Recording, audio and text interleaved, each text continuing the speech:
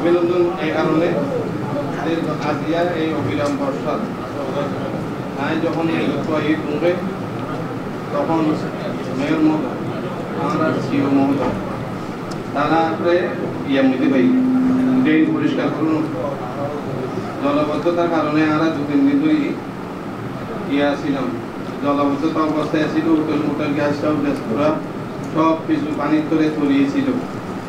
এইটার নিয়ে একটা ক্ষুদ্র মানসিকতা নিয়ে খুব নিয়ে আমি বাসায় যাচ্ছিলাম যে কোথায় আছি, কিন্তু আমার সমস্ত খুব মিশে গেছে যখন আমি দেখেছি যে এই বৃষ্টির মধ্যে আমাদের মাননীয় মেয়র মহোদয় এবং সিও মহোদয় সহ পৌর নেতৃত্ব কমিশনার মহোদয়রা ওখানে কাজ করছে।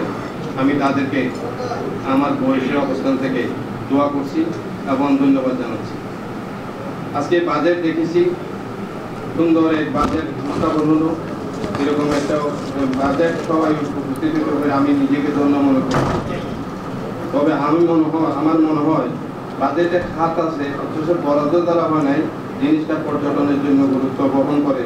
এটা হলো পুকুর ও জলাশয় সংস্করণ।